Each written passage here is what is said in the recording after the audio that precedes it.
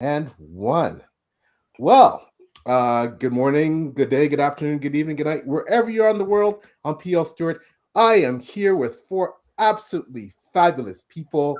The purpose of this broadcast is to celebrate an iconic author. I've had the privilege of meeting him before, and I led off the last time we met by waxing protocol about why he is iconic.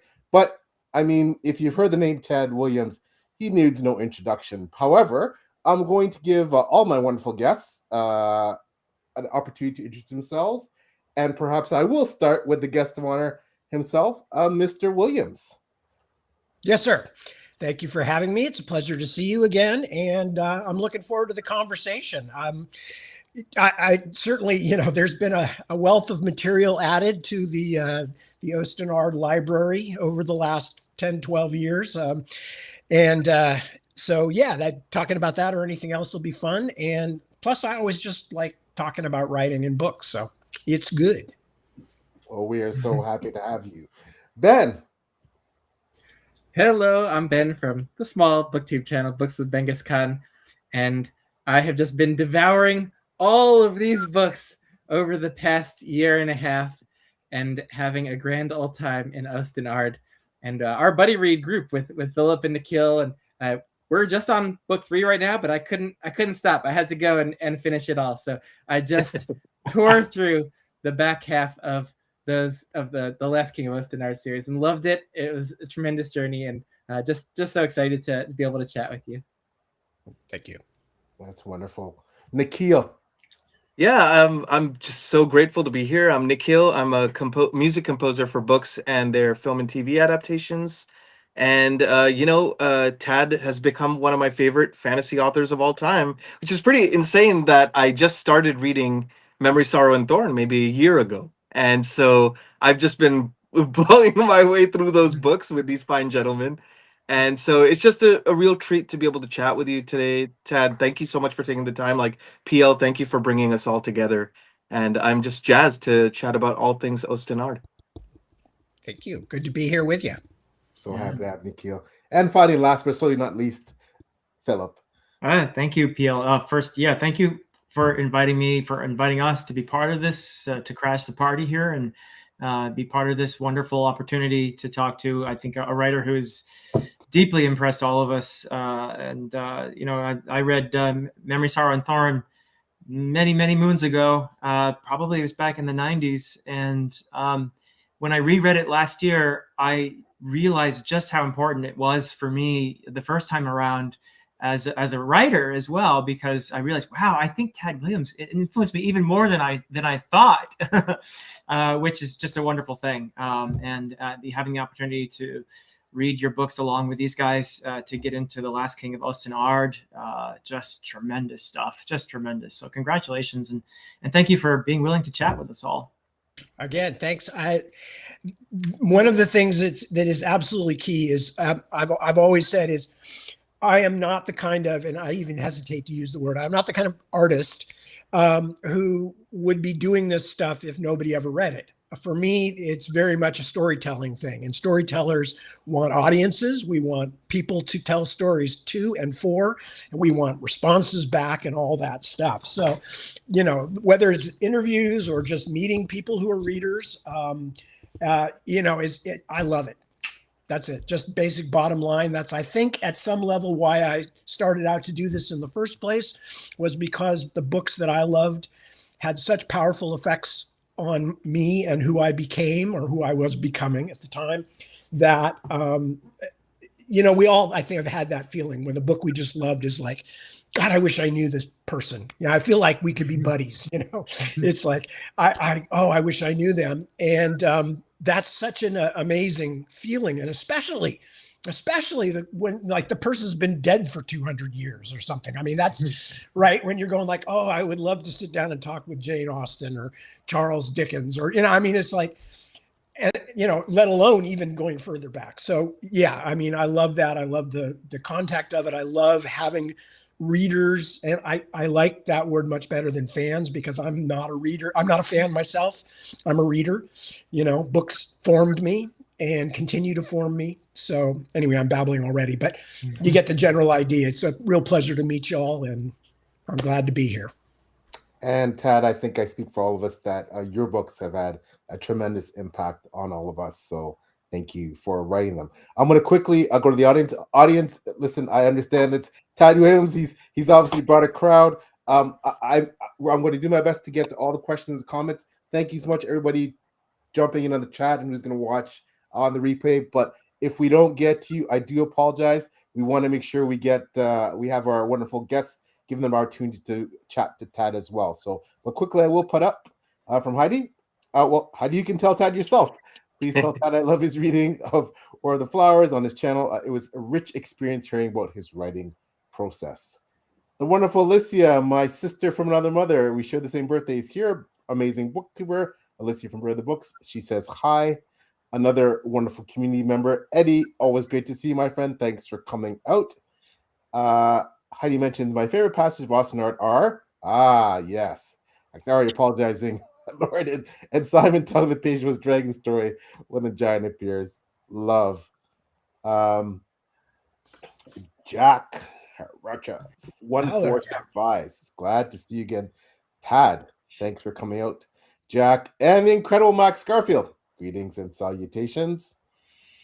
See where also says greetings all and another fabulous booktuber, Jared the Fancy Thinker. Thanks for coming out, sir. Says what an awesome lineup. Definitely plan to read obviously in the future. Oh, and you definitely great investment of time. Another wonderful booktuber, Nico's Book Reviews. Hey Nico, always great to see you. Thanks for coming out.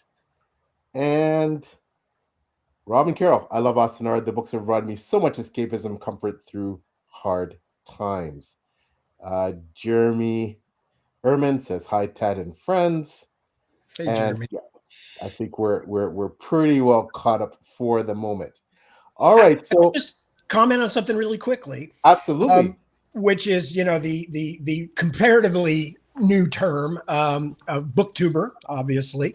What's really interesting is I remember back when I was working, I think probably on the Otherland books, because I was working for Apple Computer when I started that, and very involved, excuse me, involved in the early days of, the internet and all that stuff. And one of the things that became clear to me at the time was, as the access point spread exponentially, in terms of how you could get information in the coming era, what became increasingly clear to me was what was going to really matter was going to be curation. And in fact, that has absolutely turned out to be true. When there are a million possible answers, we as humans, we got these tribal brains or pre-tribal brains, sort of monkey pack brains. And as a result, we look for places that, that feel familiar, voices that we trust, et cetera, et cetera. So in a sense, you guys were inevitable. As soon as we opened up the horizon of communication and all of that, people realized, a million answers doesn't do me any good if I can't find any way to sift through them. So it's really interesting to me after, kind of thinking about that 30 years ago to be sitting here now with a bunch of really cool booktubers. And it's like, yes, that's what happened. I'm so proud of myself. Well, these three, they're really cool booktubers. I just fake it. They have great followings, but I'm going to give them an opportunity to ask you, Tad, some of their burning questions. Obviously, we have so many for you, but we're going to try and respect your time here. But I'm going to turn it quick over to Ben, and Ben, I'm sure, wants to fire away with what he'd like to ask you about your writing and/or all things Osten Ard. Oh, sure. I mean, man, I just finished all these books, and so a lot of the details from the first trilogy are pretty fresh when I'm reading the last bunch of books too, and they seem extremely cohesive, and like there aren't a lot of loose threads in the world building and lore and history, and so it just got me thinking, like, from your forward or the afterward, I can't forget, for the Witchwood Crown, I think I read a little bit about that. You didn't really plan to go back to Osten Ard after the original trilogy, but so I'm still curious though, that did you work out all of that lore with the history and the Scythe and Tanukh-Dea, like was that all kind of worked out before and it just didn't make it into the first trilogy, and so it was all there for you to use later, or did you have to work all that out when you were starting the sequel series? That's actually a good, complicated question for which I probably don't have a super satisfying answer for you, Ben. The reason why is because when I initially put the Osten Ard books aside, when I'd finished Green Angel Tower, although I did come back once or twice for some short stories, but it was very much, just that. It was just kind of dipping a toe back in to write a short story. But a lot of that stuff was stuff that I had thought through in like the Tanukh-Dea and things like that. I had thought through, I had an idea. In some cases, I had firmed it out to a fairly decent extent. In other cases, I had left it just kind of with some dangling strands that I knew had to attach to whatever was going to come next, and therefore had to be consistent with where those strands were dangling or were left dangling. So there's no real one thing that I can say that, like, yes, I always work everything out first. And it actually goes to how the books are written, which is that I have a kind of what I would call almost a hybrid process, because these books are so long. And this I've said before in other interviews. So some people who've read interviews with me are going to go, oh God, this is again, but it's true. And it is how I work. I have this kind of hybrid process where especially with a big, long story, I think of it as one single story. Like for me, Memory, Sorrow, and Thorn, it's one book. It just happens to be divided into 3 or 4 pieces. Same thing with the new ones. But the problem is that if you are writing that way, unless you're going to make people wait and then hand them over a 4,000 page volume, like when there was phone books. We all remember phone books, I'm sure, even though you never see them anymore. You don't hand over a book like that to people and expect them to be able to comfortably read it, let alone carry it around. So for me, when I'm treating it like a single story, that means that the part when I'm writing the end of it, then the first part is oftentimes already out in print and therefore very hard to fudge. The fudge factor is very limited. So in a similar way with the world building, you have to have something that feels consistent. So you build it at base as consistently as you can. And therefore, when the time comes, you have something that is easier to attach more lore onto because it had a basis in something. So if you're basing it on, well, the economics of this culture would be like this here and like this here and all that. When you go to add things on, you've already established some rules for the universe and how it works that make sense.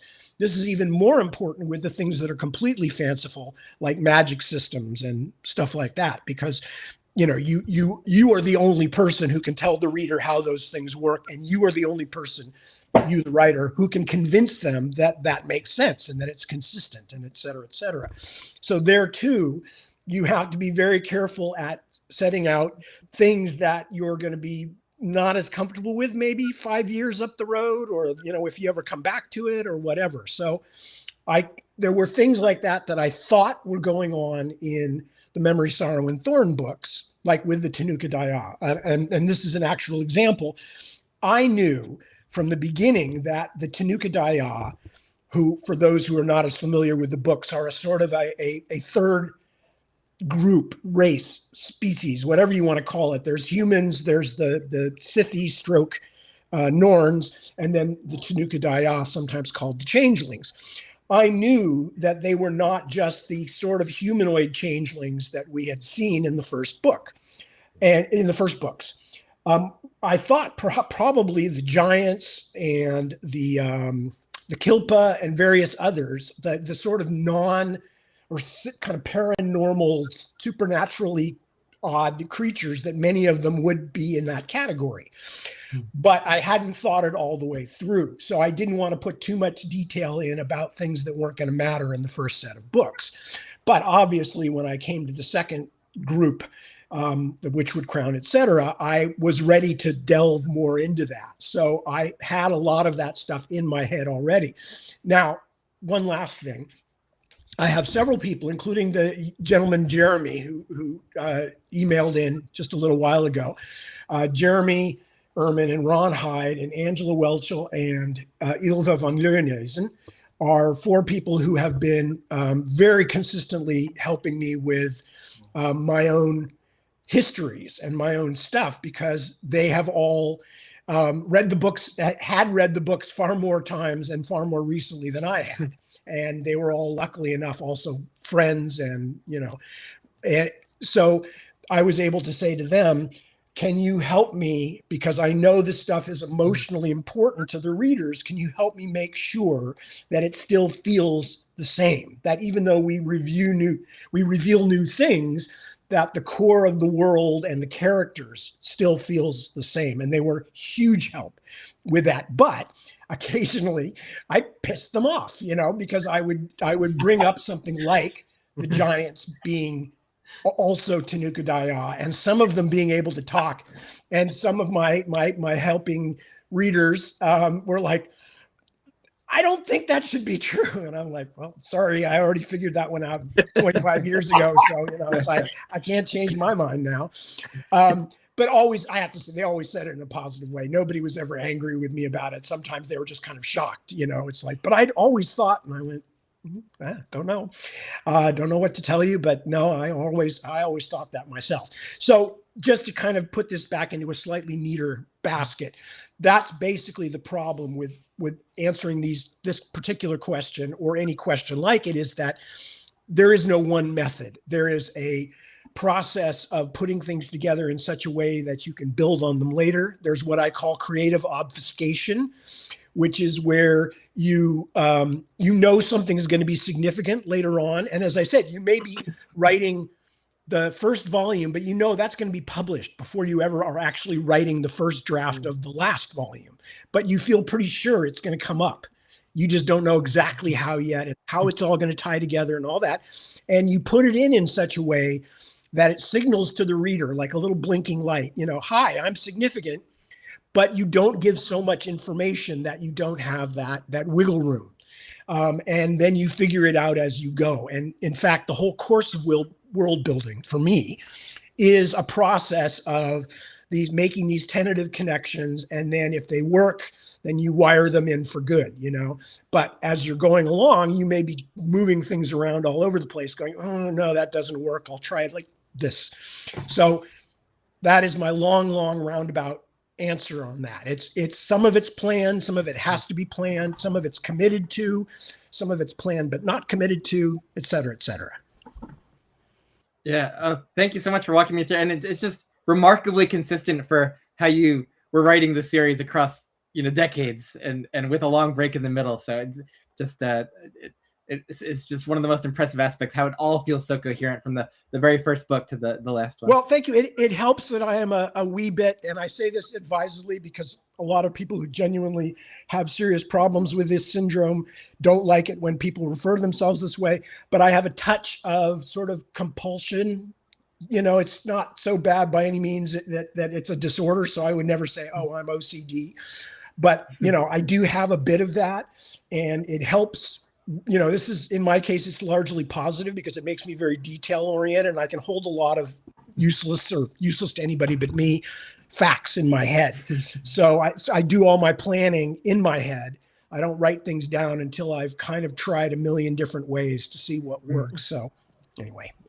Well, we love you, compulsive, Tad. Keep being compulsive. Not like I can do anything about it. It's just, thank God I've got something to focus it on instead of, constantly making sure that all the dogs' water bowls are filled up to just thing or something like that. That's awesome. Nikhil, I know you're stewing there. So what would you like to ask Tad? Well, I was very curious because after reading Memory, Sorrow, and Thorn, I just loved the way that series ended. And so when I started reading with this group, The Heart of What Was Lost, I was curious, like, oh, where would the story go from here? Because I really did feel a sense of closure, in a sense, from Memory, Sorrow, and Thorn. And what took me the most, I was just so pleasantly surprised at how much we investigated these other civilizations that were more side characters, like the Norns, I would say, would be the primary example in this. Okay.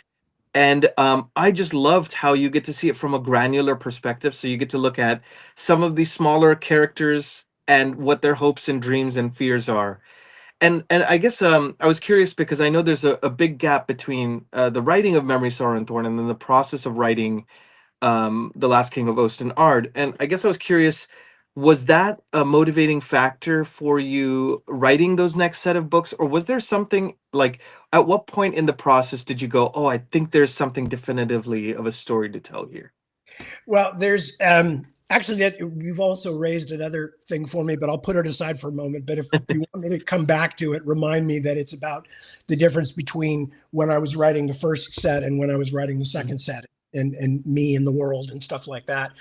But as far as the specifics, this is actually a bit of a tale, and I'll try to make it as short as possible, which was my wife, Deborah Beale, is besides being, my partner in marriage and life and parenthood and all that other stuff, is also the business brains of the family, which is a low bar, but Deb is far over that bar. So,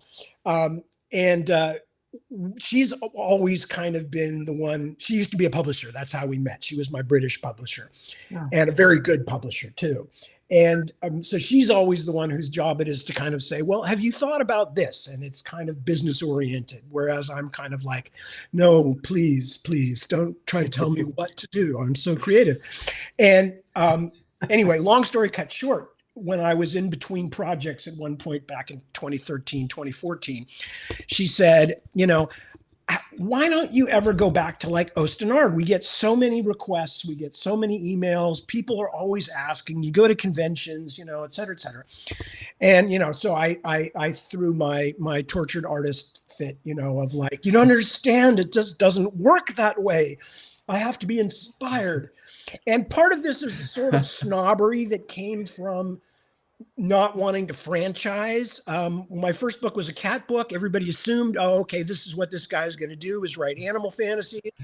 And, I did Osten Ard, and then everybody went, oh, okay, so this is now he's going to move into fantasy full time. And then I went, and then I wrote the other land books, and, so there was always a kind of part of me that was resisting, sometimes kind of foolishly, but always resisting being pushed into a franchising thing of like, oh, you found something successful, let's now strip mine it down for everything it's worth. So I had always said, I'm not going to go back to anything of mine. I've got so many other ideas, which is actually true.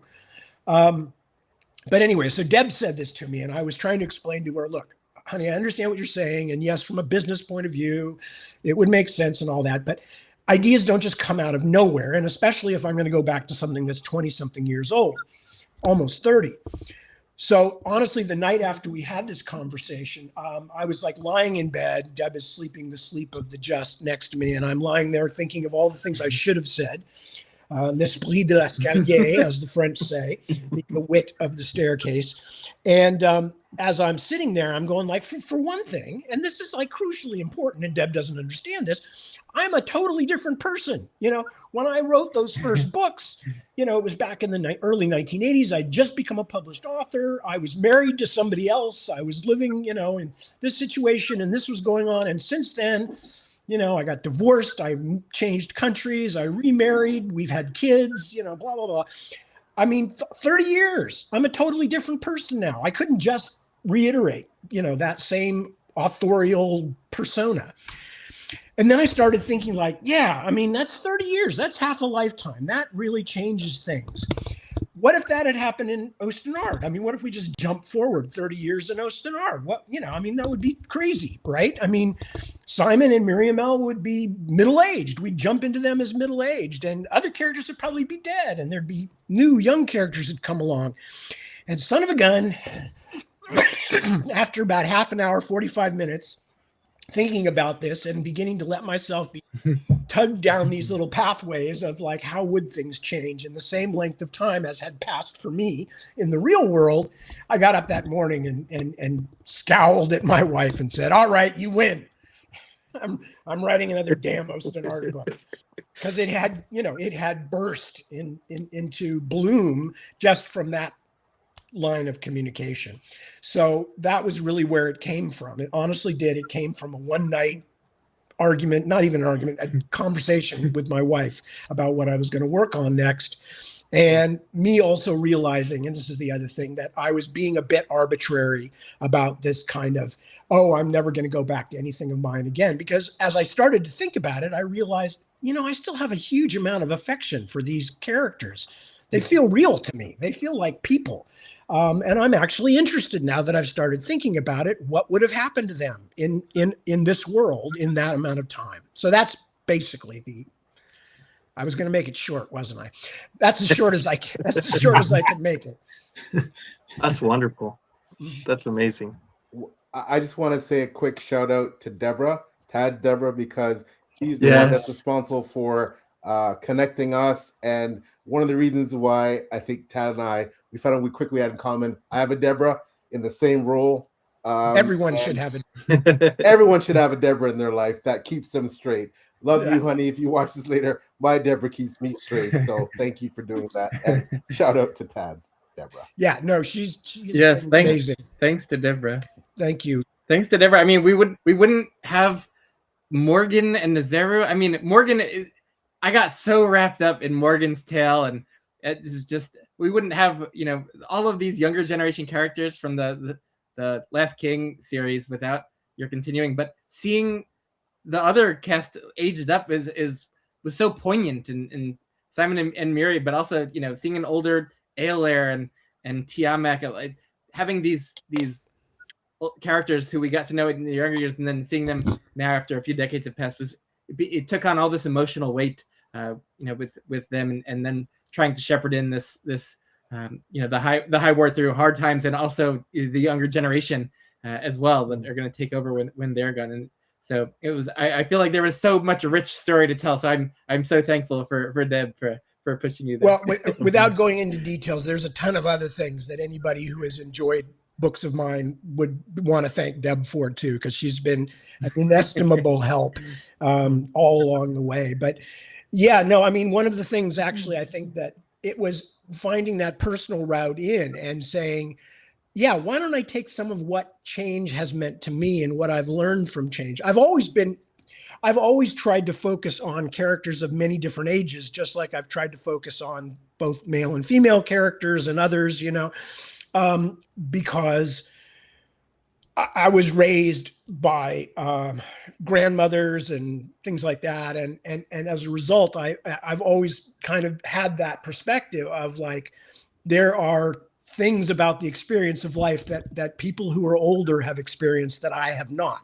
And that, so I think even in the first sets of books, I was trying to play with some of those ideas, but by the second set, it's clearly become, as I myself have aged, it's clearly become a major thing of, the changes that life commits on us, I mean, I almost said wreaks on us, WREAK, but that's a bit unnecessarily negative. But, I mean, that's fascinating to me, and how we are still ourselves, but we're also different from who we were 20, 25 years ago, or whatever span of time you're talking about. So, yeah. One of the things I loved the most about the second series was that seeing that peek into the older characters and how they changed and etc. So, but I want to give Philip a chance to pose his leading question to Tad. Yeah. So before I ask it, though, I just want to echo everyone else and say how much I appreciate what you did, particularly with Simon and Miri as a middle-aged couple. Speaking as a middle-aged married person, I think you just nailed it. You showed us what it feels like to have been, together for so long, and to love each other so deeply, and to have experienced loss in those years. I was very, very moved by that portrayal. Thank you. Beautiful, beautiful work. So my question, though, is, you have sold millions of books, tens of millions, I think, even of books, and you never know. Very successful in that sense. But you're also often cited as a writer's writer. There are many writers in this genre who cite you specifically as a major influence, as an inspiration.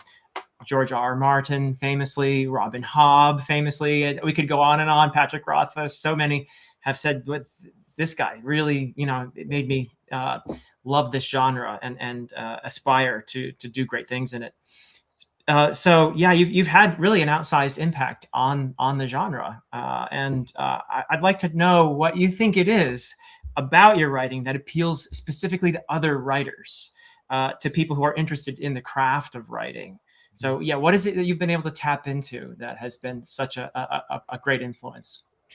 Well, if assuming for the sake of argument that this is in fact true and that everybody is not just keeping from me the news that I'm dying of some hideous disease, then nobody's told me yet, and so they're all being nice to me, which is, you know, what it always feels like when a lot of people are complimentary. I'm like, what do you know that I don't know? But if there is some truth to that, and certainly some people have said it, it's come up in interviews before, I would suspect that part of it is that the things that I care about are not genre specific, but I love the genre. Okay.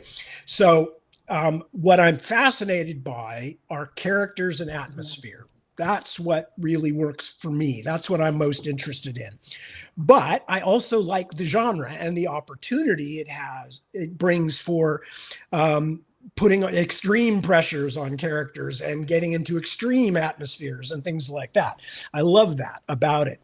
But I think also one of the things that happens is that, again, because I love the genre, that as I got older, I did most of my really concentrated reading in the genre very young, between the ages of like 11 and 16 or 17. And then as I got a little older, began to branch out and read other kinds of writing much more extensively, became really interested in, I mentioned Jane Austen earlier and Charles Dickens, both of them very, very influential in their ways, because I started reading them and other kinds of fiction and read a lot of different kinds of genres as well. But also, so-called literary fiction and, whatever it was that caught my interest.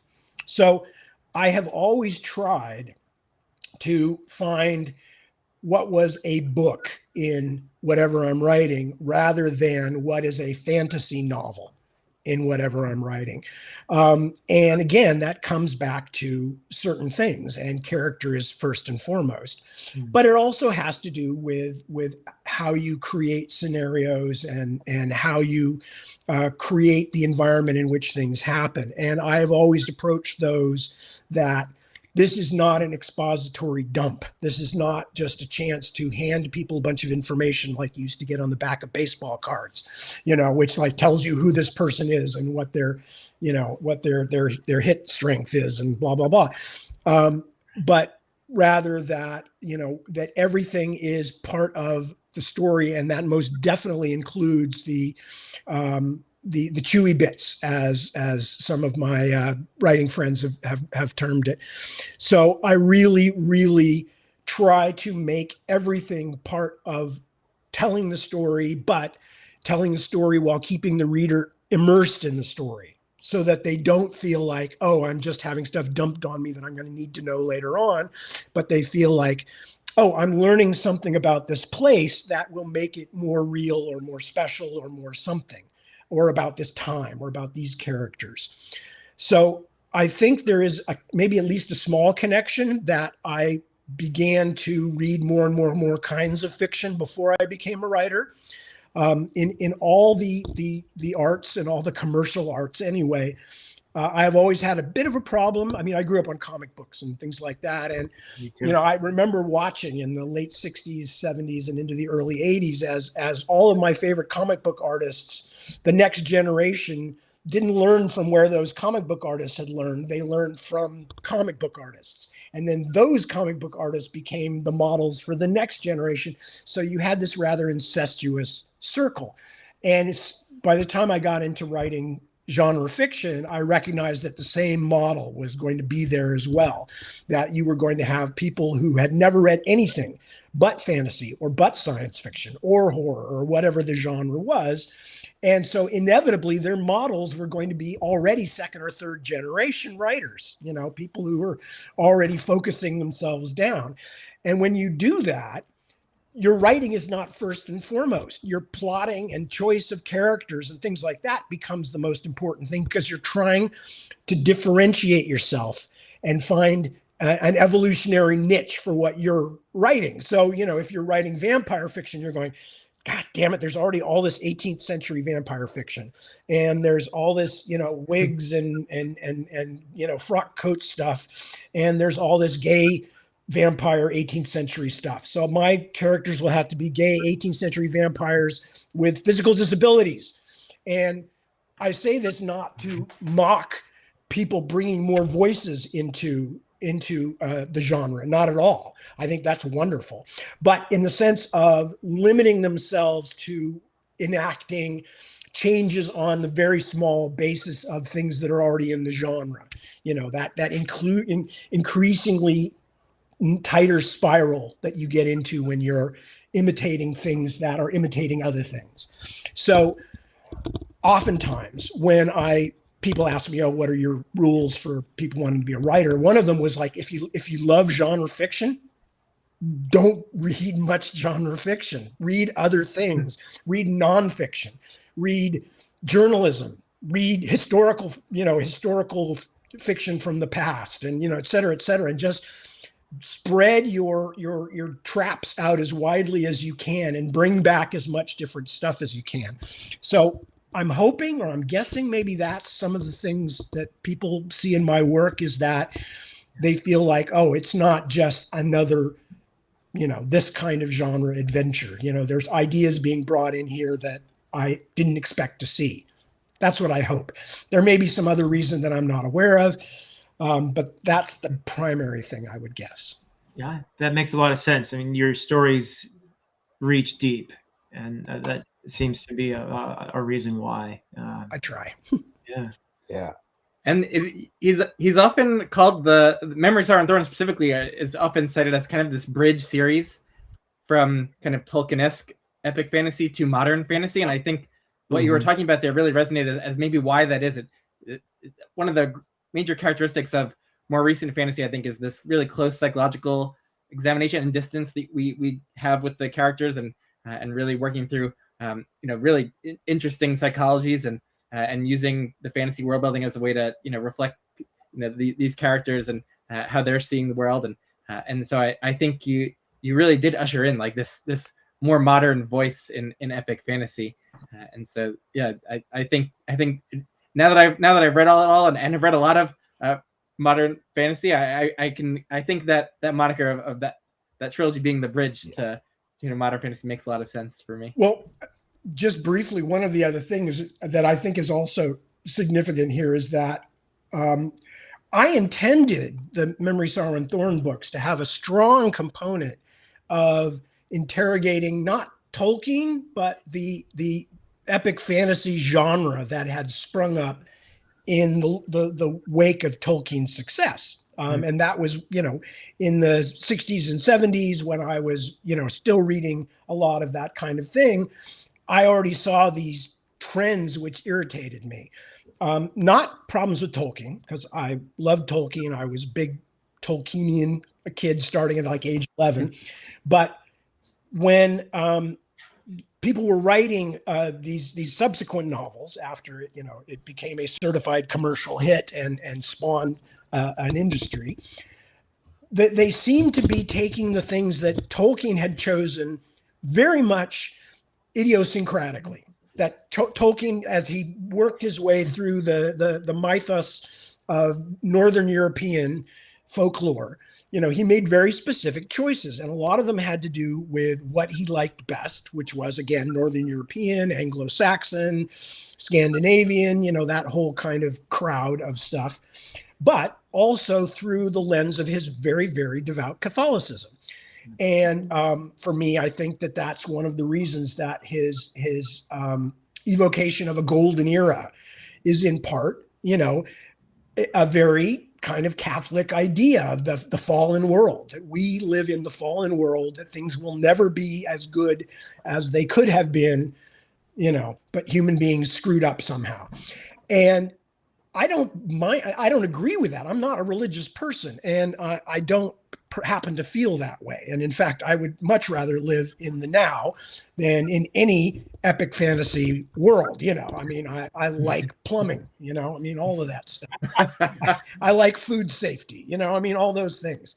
But Tolkien chose those things himself. And that's one of the reasons that The Lord of the Rings is a masterwork, because his feeling, philosophy, his beliefs, his deep levels of comfort and discomfort permeate those books. And that's grand. But then I was seeing all these other people who were writing these books as though they had taken Tolkien's instructions out of a D&D manual. It's like dwarves are always like this. Elves are always like this. We totally ban the Victorian concept of small fairies hiding in flower bells, Well, that's fine if you want to do that, but know why you're doing it. And it was because Tolkien hated that. That's why he didn't have that in his books. So all of these things meant that while I was writing the book, the Dragonmoon Chair, etc., I was saying, I want to deal with this, but there's an old saying, in America anyway, which is if you want to give a speech or if you want to give a lecture, hire a hall. And what that means, obviously, is don't hijack something that's not meant for that. If you just want to pontificate at people about your politics or your beliefs or your religion or whatever, do it openly. Don't bend a piece of art into a purely, well, you can, but I don't happen to think it's appropriate for the kind of fiction that I write. I have very strong political opinions, but I don't want to force them on people because that's not what I'm trying to do. I'm trying to get people to interact with the things that I make.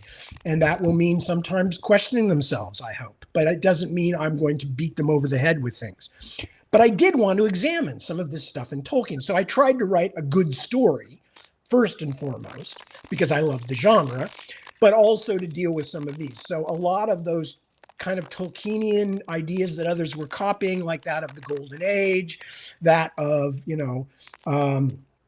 a number of things like that, are slowly stripped away from the main characters as they go out into the world, that they realize that a lot of this stuff is just propaganda or it's just convenient old stories. And in fact, that, Nikhil, when you mentioned the Norns earlier, that was very much my purpose. I think that was you, Nikhil, coming back in the second set of books was like, okay, I kept the Norns as these kind of orc-like outsiders in the first set of books because that's what I wanted for the terror that they represented. Now, the world I'm living in, I also want to look at the motivations of these people a little more because they are people and see why they do these things that we feel are terrible, and that are offensive and warlike and dangerous and all that stuff. So, you change your modes as you go and what you want to talk about. But initially it was very much I want to talk about Tolkien's effect on the field and on lazy writers specifically. But interestingly enough, I mean, I thought this was so obvious and almost none of the reviewers that I could think of ever picked up on any of the Tolkien stuff at all, except to say, oh, pretty acceptable imitation Tolkien, or whatever.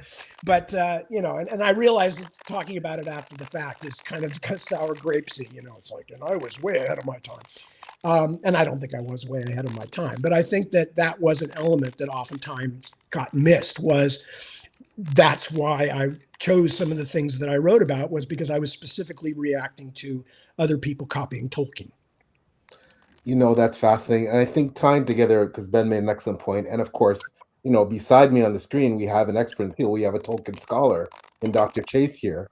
But I do see that very much. And I think Philip mentioned about George R. R. Martin specifically that he says he explicitly cites you as being this huge inspiration for his work.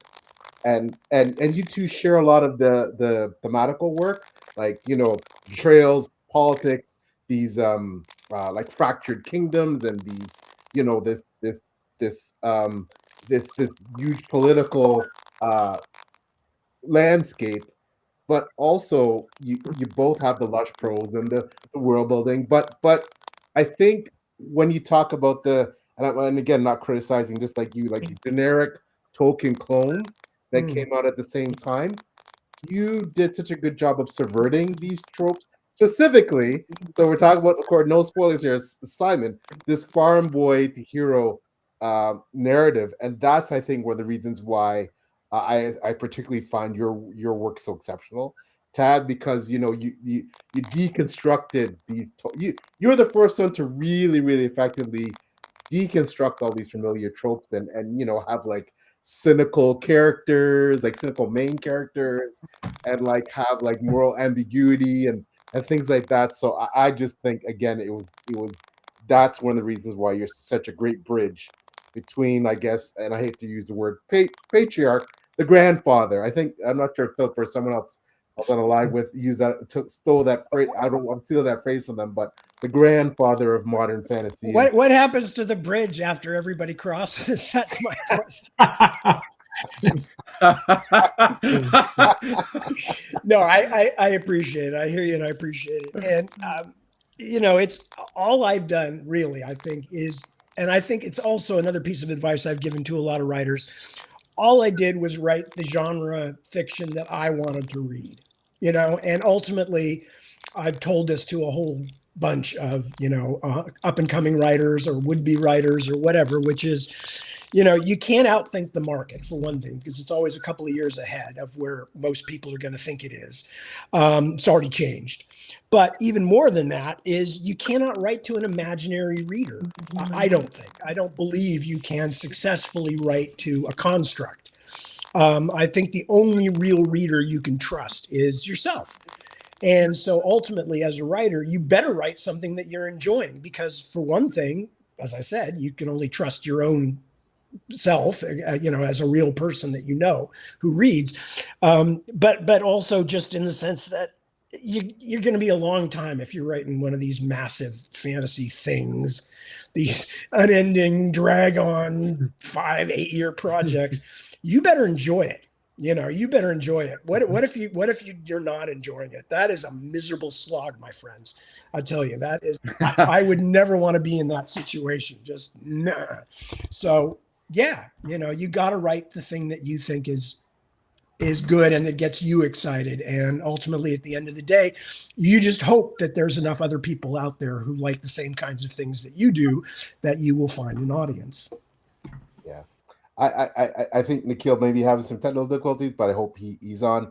But I will monitor that and make sure that he's with us. So quickly back to, and I apologize, everyone, chat again. We want to give everyone a chance to interact with Tad, who's part of the backstage crew here. But I will get to some quick questions and comments as well. Oh, thanks, Carwin. Yeah, some of Atlantic Strike, working on that, my friend. Shoot me an email. Maybe we can do something about that. Pheromone roster, not a big spoiler, but I mean a mini one, but we'll allow it, I think. Robin, thanks again for coming out. Pheromone roster when Joshua's party escaped Nagelmund and are lost in the forest. That was a fantastic moment. JB Mosley says hi, thanks for coming out. Jack, do you have to cut the Last King series short, or was the ending roughly what you planned from the beginning? So it's a question directly for you, Tad. If you see a slightly weary smile on my face, it's because nothing to do with the substance of the question, but rather the substance of my side of the thing, which is that, as always, I started it out thinking it was 3 books. And as always, the sheep went roaming through the meadows and up into the hills and all that. And, this is after 40 years of doing this stuff, and it's still really hard to judge how wide, because you have to know by the second volume really how wide you want to let things get, because you got to start, if it's a seriously, Nikhil's back, hello, if it's seriously a 3-part series, then by the beginning of the second volume, you've got to already start reeling things back in and start bringing things towards some kind of resolution, because everything gets longer near the ending. So I'm been blessed with the chance to learn that lesson over and over again, and I still screw it up. And to be honest with you, if I had to diagnose why George is having hasn't finished his big series it's difficult. Oh, Tad, you went there. It's difficult. No, I mean, it's not a criticism. It's not it's difficult. I've done it like 6 times, and it's difficult every time. And much to everybody's amusement, including my own, I'm almost always overshoot my original plan, and more books than I thought it was going to be. And as a result, I've had to learn and to start looking earlier for things and start thinking way earlier in the planning phase about, that one's going to turn out to be a tough one to resolve because that's going to need to bring all these plot lines together and stuff. So again, I don't know. I haven't talked to George about this. I'm actually supposed to have a conversation with him in a month or so. But what I would guess part of the thing is also part of the fact is that he's now richer than God. So, the motivation that the rest of us writers have, like, family not starving, all those kinds of mundane daily things, keeping a roof over our heads, once you've been successful enough, like George or Stephen King or whoever, that's obviously not your first compulsive thought about, getting something finished. And George has been in TV for most of his working life. So he's clearly enjoying that too. But I would guess a part of it is just that if you allow something to keep stretching out, at a certain point, you're going to go, oh my God, this would take me 6 or 7 more books to pull this all back together again and treat all these characters and plots, with the attention that they deserve. So again, no idea. This is not insider information or anything like that. And George may say, what the hell were you talking about? That's just crap. But which is exactly the kind of way George would say it too. Can I tell you a quick George story? Yeah. Yeah. Okay. This was good. When I had known long before George ever started writing Game of Thrones, I had known his work from many other places. In fact, I had almost worked on the Wild Card series. I had read a lot of his short fiction and Tough Voyaging and things like that, and had a huge amount of respect for George as a writer, and still do. I think he's a very, very fine writer. And so we were at, I don't remember when it was, but it was back in the 90s, early 90s. And we were at a convention, and I saw George, and he was, I don't know, sitting in a chair at the bar or something, which is what almost everybody's always doing at conventions. So I went over and said, hi, George, I'm Tad Williams. I don't know if you know my name, but I, enjoy your work a lot and just wanted to tell you that. And he said, get the hell out of here. And I went, oh, geez, must have caught him at a bad time. So I kind of, scuttled off, and he was talking to somebody else at the same time.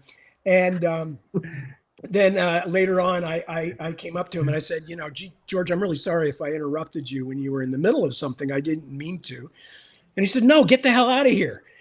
And I went, and he goes, go finish the damn trilogy you're working on. I'm waiting for the next book. And, the thing, and I had no idea he even, knew what I was writing, or knew anything about me, other than the fact that I'd said I liked his work. But, George, he has that look, he looks like he might just reach up and snap your head off. Right. And so, yeah, it alarmed the bejesus out of me. And it turned out to be a compliment delivered in a very George kind of way. That is awesome. That's awesome. Well, you heard it here, folks. Perhaps some, and it's ironic, of course, now that George was encouraging you to finish your series, and the world seems to be waiting for him to finish his. So yeah, I hope he does. I know it means a lot to a lot of readers, I know it does. But on the other hand, I also have great sympathy for the writers, and sometimes it's just, you don't want to write something unless you feel like I'm into this, it's too much work. And plus, I think very firmly, I believe it shows up in the work if you're not actually excited about something that you're working on, going like, oh, this is cool. Yeah, I'm going to totally fool everybody with this. That's part of the motivation, is that you're like interacting, as I said earlier, with readers, and they're not just complaining, but that they're, which unfortunately has been going on a lot for George. And that's where I definitely am on his side. Give the guy a break. If you love something of his so much, appreciate that maybe for whatever reasons, he can't do it right now or will not be able to do it or whatever. And it's not because he chose necessarily to thwart you personally. It's because life is life, and circumstances change. So I hope he does. I hope he does finish it. But as I said, I will respect him no matter what, because he's proved that he can do great stuff. Those are some wise words right there, Tad. There's a question from Eddie. He asked, Tad, is there ever going to be a War of Flowers out on Audible? That is the only one that's left in your arsenal that doesn't have an audiobook. Oh, interesting timing. We're actually in the process of working on that right now because of some other things that are going on, which are way too early and too tenuous to talk about. But because of those tenuous things, it got us started on, we realized that there was not a War of the Flowers audiobook available. So that is in train at the moment. I am, as usual, on the periphery, and everybody likes to keep me out there because then I cause less trouble, and they don't have to explain things to me. So that's kind of what's. And as I said, I am married to a publisher, so she's like, you can just see her like rubbing her hands together with excitement whenever like a contract comes up or, a business decision. She's like, and I'm like, so I just try to stay out of my wife's way. And, I've got wonderful people working. I don't want to say working for me because they work for lots of people. Obviously, I'm not that important, but they're great agents, and they all know way more about the business side of things than I do. But yes, there is a examination going on of that issue right now, and we're very possibly going to get that solved. So. Okay, good. Soon. Your narrator for the Osten Ard books is incredible. Andrew Wincott. Yeah. He's one of the best I've ever heard. I mean, he's just a delight. Everybody likes him. Yeah, no, he is excellent. There's no question about it. I don't know if he's going to be able to do the new ones though, the Splintered Sun. Excuse me, I have a dim recollection. And most of my recollections these days are fairly dim, but I have a dim recollection that there's some kind of scheduling conflict. So they offered me a few other people to listen to, and I did, and told them who I liked best and stuff. So, but yeah, everybody who's ever listened to the Andrew Wincott books all say, "Oh my God, he's so good. He's so good." So yeah, fantastic. Another question from that. Heidi asks, seems like The Burning has huge implications at the end. Will we get another story in the next series? Is that The Burning Man? I'm assuming wondering. That's what she means. I'm assuming. It is. We talked earlier about the idea of these things that had I thought about them or not thought about them when I was writing the original series. If the writer of the question is thinking about the end of The Burning Man, yes, that is a question. There is a religio magical historical question that is built into that story. That is the obsession of not the main character, because the main character is the narrator, but her stepfather, who is the one of the kings of Osten Ard, Sulis, the apostate. So there is a major question there. And yes, I have been thinking about that one for years, and maybe someday it will show up in another set of Osten Ard books, as the existence of talking giants showed up in this most recent one. So it's just a question of, me having time to write it, which includes, not dying or something, because that makes writing very difficult. So yeah, but that it's definitely, no, you laugh, but it does. It makes it very difficult indeed. I mean, don't let the fact that Jimi Hendrix put out more records after he died than before he died fool you. Yeah, he was not contributing much after that point. So I say this because I'm wearing one of my Jimi Hendrix T-shirts, so that just sprang to mind. Anyway, so yeah, so Heidi, if that's the name, yeah, Heidi. That question is something that's been in my mind since the start of the books, way back in the Dragonbone Chair, and that question may come up in a later book, but it's not answered anywhere so far. If that makes sense. Thanks for the question. I'm going to get to one more question quickly before we go back to, some other things. Joanna Harrison says, hi, Tad, long time reader here. Love your weekly readings and hearing your thoughts behind your process. If you could listen to an author read one of their own stories, who would it be and which book? Woo! Again, just for the sake of it, I would actually, I will say this, and it'll sound like an attempt to score points. It's not. I'm a big Thomas Pynchon fan, and I would love to hear Thomas, just because I don't know what he sounds like. I have read so much of his writing that I feel like I would know how he would phrase everything, but I could be completely wrong. And it wouldn't change the meanings of anything. But I think it would be fascinating to hear Pynchon, read his slow learners stories or Crying of Lot 49 or one of the shorter works, just to hear what he sounds like and as he is bringing out his own words. Because one of the things that I found was really interesting was where I am reading, because I've been reading mostly my own stuff, just because I don't have to worry about impinging on anybody else's copyright or anything. And I have found that there are times where I go like, I don't remember how I meant this particular sentence to be read, where, what the emphasis emotionally was supposed to be to me. Obviously, the basic syntax is there, but I mean, I'll look at it and go, was I kind of thinking that this character was being sarcastic, but hoping, it's like worrying too much about them. So I think it's always interesting to hear a writer read their own work, especially when you already know that work well and already have in your mind ideas of how these things were meant to actually be expressed in air, with our vocal apparatus. That's amazing. Did you ever listen to the Wincott readings and get like a different take on your own writing? I've had that happen with almost everybody. A guy who does a lot of, and I'm just going to blank on his last name, George. I can't believe I've forgotten this. He very, very fine voice actor. He was in, did he do Superman in the DC animated universe? Anyway, but he also did the War of the Flowers in the original version that is now, I think, out of print. But he definitely did the Otherland books and others.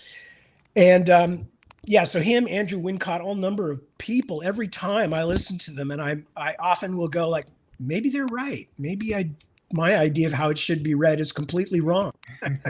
I am not one of those people who's like, no, my interpretation is the word of God, even with my own work. It's like, hey, it's writing.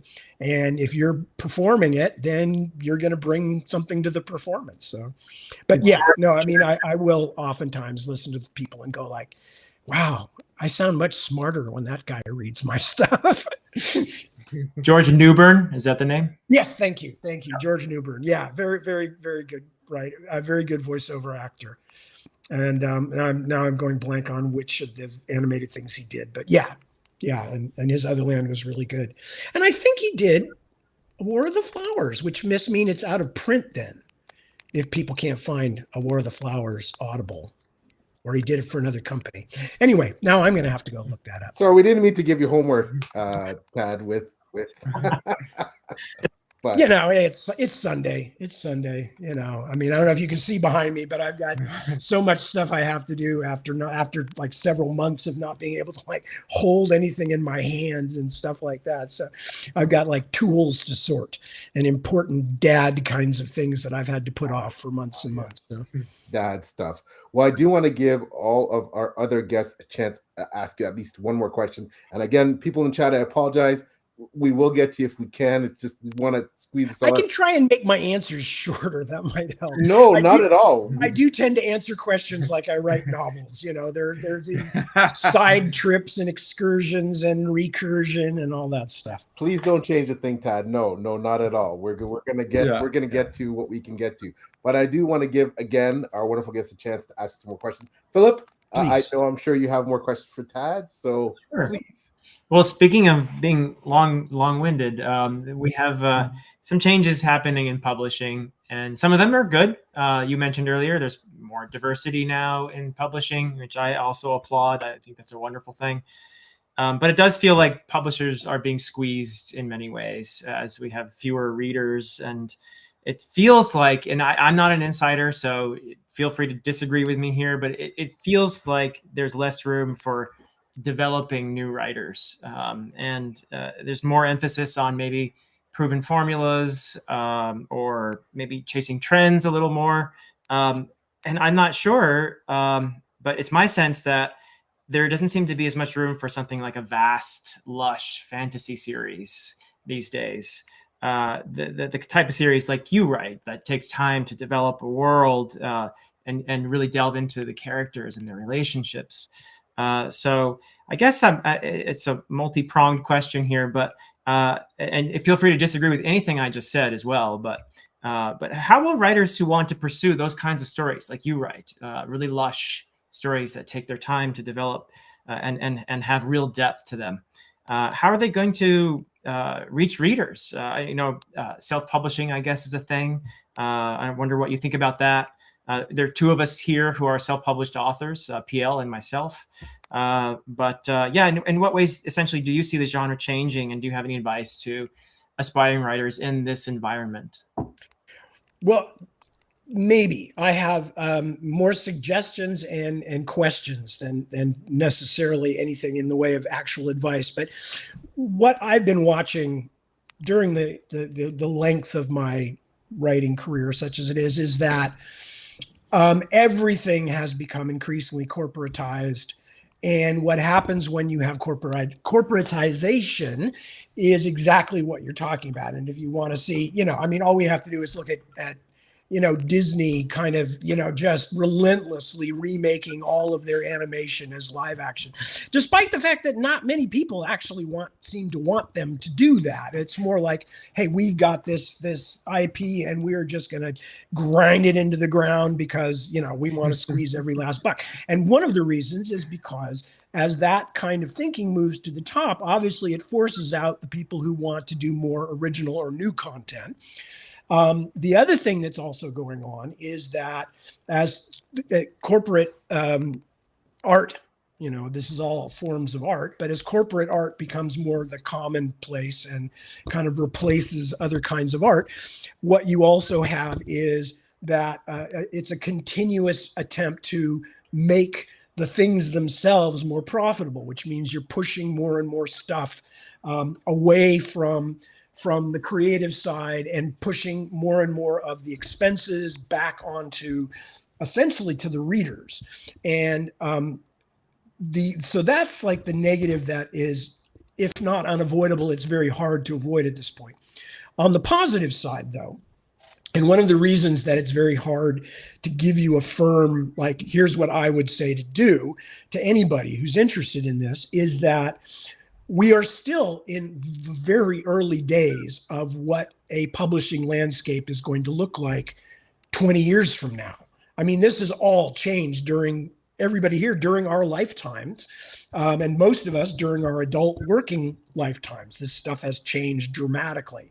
I remember, even halfway through what I would consider to be my working life, there was still a huge stigma attached to self-publishing, which fortunately has largely fallen away. And in fact, there's now a lot of successful self-publishing. I mean, just to speak of, for instance, Hugh Howey, who has, wrote Wool and all those other books and has had, for as far as I know, real success with them on television in the Silo series.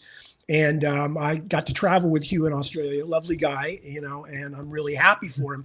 But I'm even more happy for the success that brings attention to, like, oh, you don't have to just do it the old-fashioned way.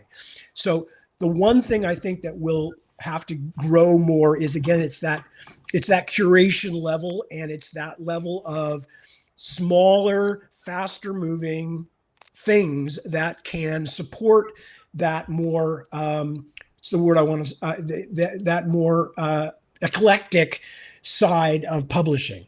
Because as the publishing never had big margins in the first place. Right. That's one of the things about publishing. And I know this because of my wife and because of my dear friend, Betsy Walheim, whose family, has owned Daw Books since the 70s. And her dad was, of course, one of the great names in publishing and science fiction. So publishing never had big margins anyway. So the more it gets corporatized, the less that's going to work out, except for the people who are considered to be known quantities. Right. But that doesn't mean that has to be the only arbiter of success. And the more that, not just people self-publishing, which I'm totally in favor of and I think is really good, but there will be more, I think, people forming consortia, for lack of a better term, where there are people kind of like going like, look, well, you're self-publishing, why don't we pool some of our marketing money together and we'll become like a little mini distribution house and that kind of stuff. Because what invariably happens, and especially when we've got this platform of being able to reach people worldwide and, all of this stuff, which the modern social media and internet is, it's a crime not to step in where those big lumbering giants can no longer afford to go, as in developing talent, introducing people to new talent, et cetera. That's where changes can happen. And that's what I think is the future. Again, it's curation. It's finding the middle levels where people find that slot that is now largely the mid-list and the new writers who are largely being pushed out of the arena. That's where they can come back in. And a few successes, of course, then the corporate vultures will swoop back in and we'll all have to go find some other place to do it. But that's the process that I think has to happen. But other than that, I don't really have a lot of advice because things have changed so dramatically since I came in, and I am one of those few remaining dinosaurs who is still, got a publisher, same publisher, 40 plus years now. And that's one of the reasons I hate change. I don't want to have to learn all over again with new people. And I trust these people, and my agents and my publishers are my friends also, which I know is weird, but they are. And because I know they'll tell me the truth. And if something they feel isn't going to work, I may ultimately decide I won't take that advice, but at least I know their advice is genuine and is not merely self-serving. So I think more of this kind of collegial thing will be happening and continue to happen. And that is my big hope, because ultimately that's the only way you can fight big chunks of capital, is by people power, so that's my hope. Thank you.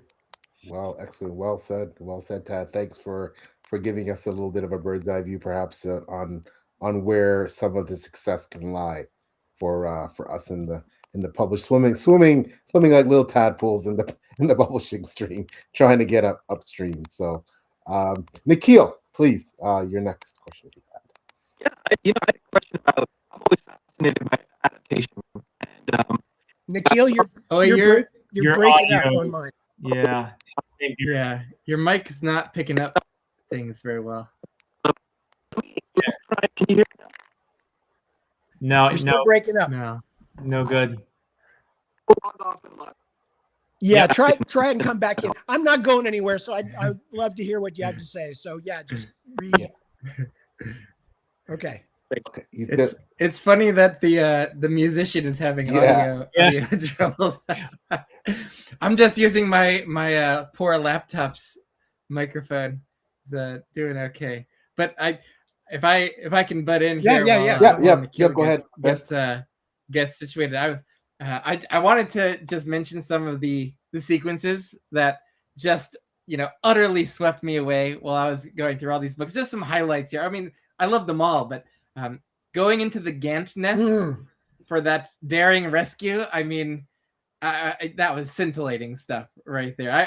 I hope you had a lot of fun writing that, because that was just a blast. Asterisk that, and we'll come back to it. I don't want to cut you off now. Yeah, we'll come back to that one. Simon's first time where he was really just in the nitty-gritty fighting in kind of true war and battle near Seswadra, when they were fighting on the frozen lake there was really intense.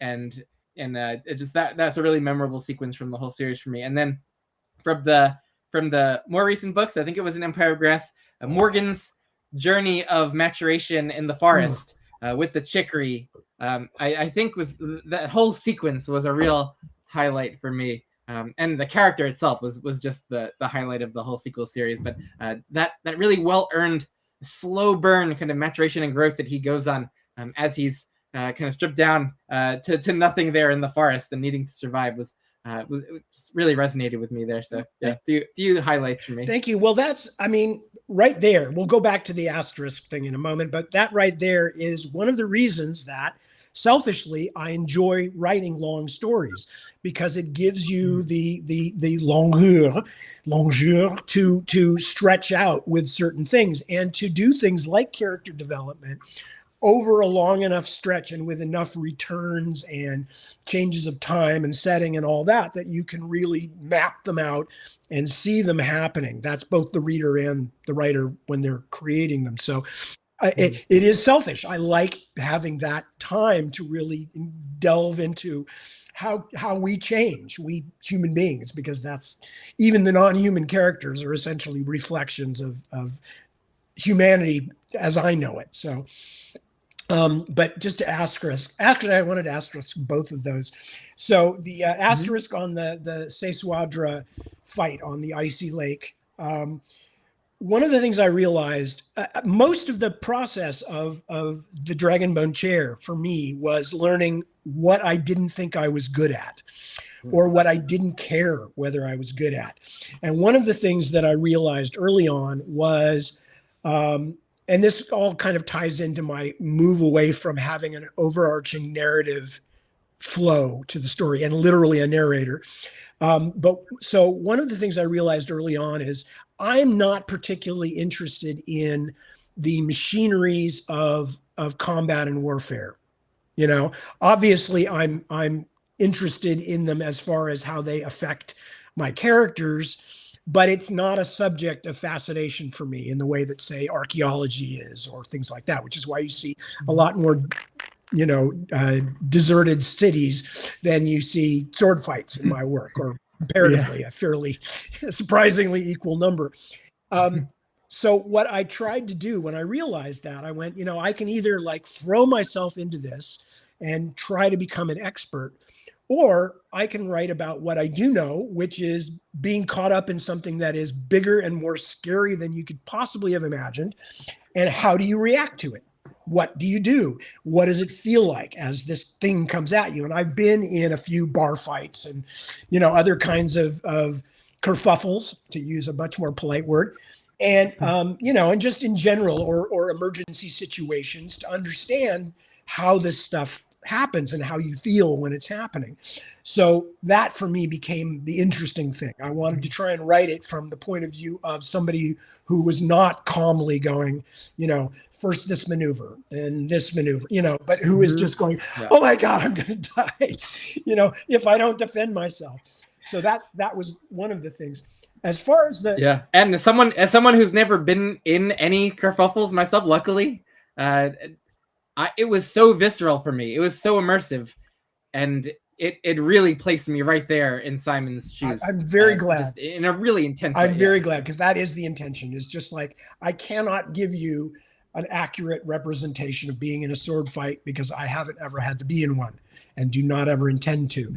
But I can give you a fairly good representation of absolute terror and bewilderment. You know, I've been in that situation. So the other one, which is more kind of amusing than anything else, is in far as the Gant nest and going into the Gant nest and the Gants themselves. Hello, Nikhil.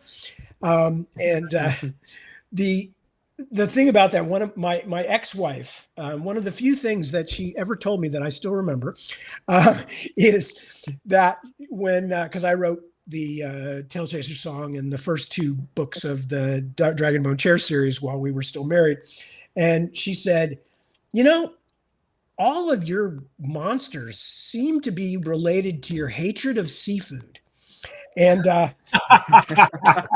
it's certainly true that since I was a little kid, I have not liked seafood. I don't like shellfish. I don't like fish. You know, it's purely, it's not allergies or anything.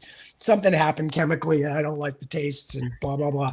But you know, there's certainly, you look at the kilpa, you look at the obviously the gants, which are very crustacean. You know, you look at in the new books the kalapuk and stuff like that, and there is definitely a kind of a fish and seafood kind of thing, because the kalapuk has a strong catfish thing to it, river catfish, the Wells catfishes in places like Italy and stuff, and Germany, that have like mouths like big enough to swallow the top of a human whole, and do sometimes. But anyway, so the gants, what I do in a situation like that is I take that innate revulsion that I feel with the idea of like clickety clacky, you know, things with weird little mouth parts and stuff like that, which I know, I mean, I actually am really interested. I'm like a big nature and biology buff. So, I mean, I could like hold a spider on my hand and look at it and I'm not upset at all. But I let the imaginative part of me that thinks crabs, lobsters, and I let that climb up onto the top and take over. And that's where the gants, especially the nest, came from. That idea of being trapped in a maze of mud and crustacean spit, you know, basically trying to find your way through it.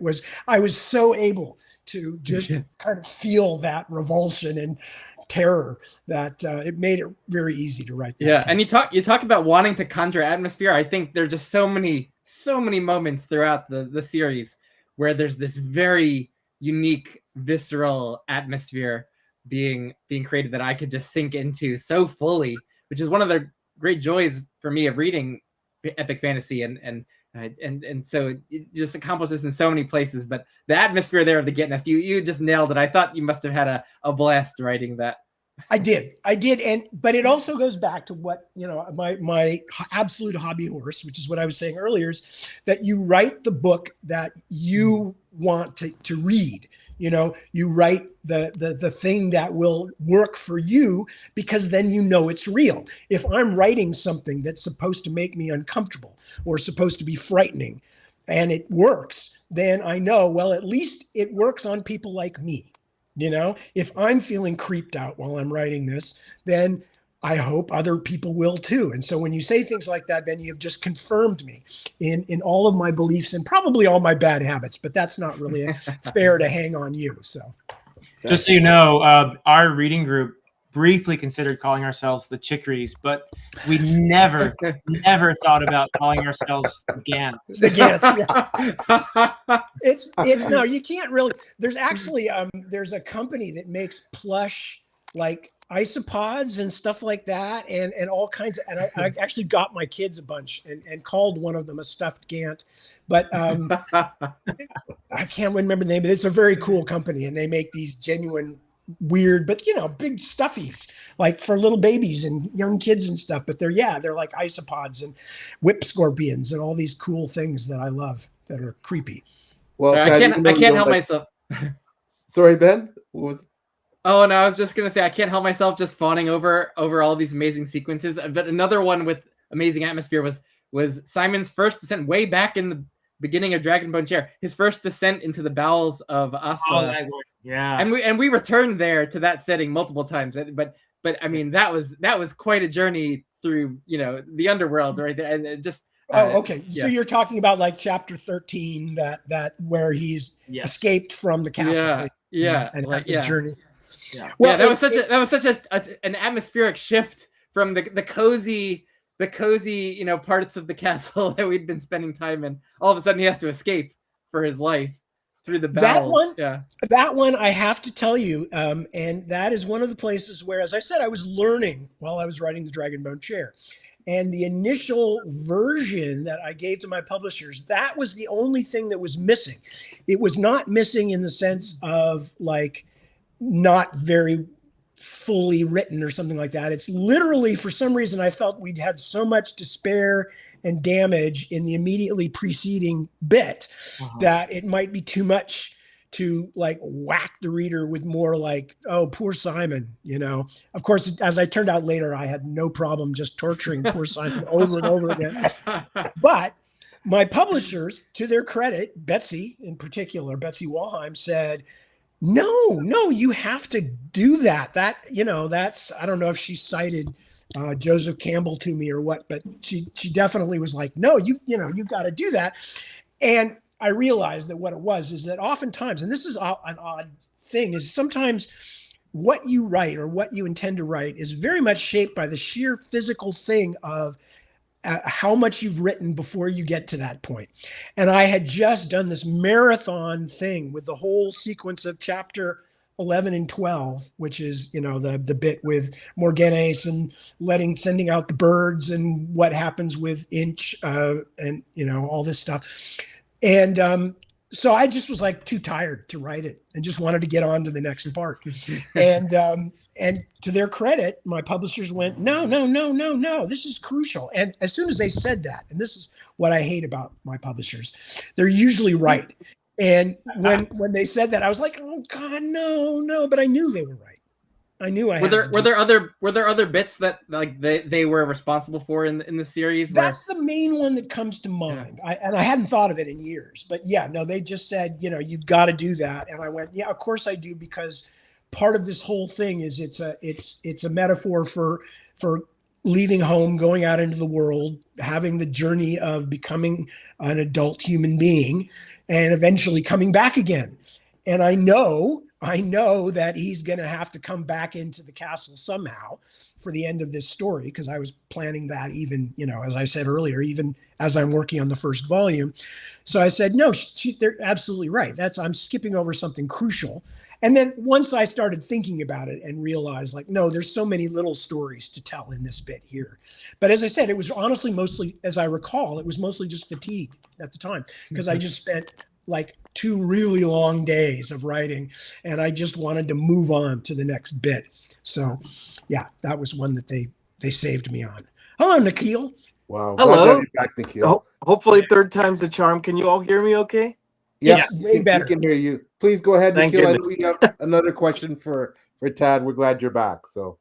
Oh, no, thank you. Thank you so much for bearing with my tech difficulties. I guess, there's always a day when it happens, and I guess today's the day. But Tad, I had a question actually about adaptations as they apply to your work. I know Otherland, I think, was optioned relatively recently. I was curious if you're able to reveal anything, if any of your other works have been in talks for adaptation, or like Osten Ard. I'd be curious about, if it was ever to be adapted, would you prefer the medium of film or TV? How would be the ideal way you would want to see something like that told on the bigger small screen? Yeah, it's hard to say, Nikhil, because there are almost always inquiries coming in. But in part, I think because my books are really long and because they are not international bestsellers in the same way that, say, Game of Thrones was, it's a much more complicated slog. I mean, for God's sakes, George wound up on The Simpsons, for Christ's sakes. I mean, it's like that's not that I think that the TV executives were going, well, he was on The Simpsons, we should give him money. But, in the sense just of like that kind of notoriety and attention.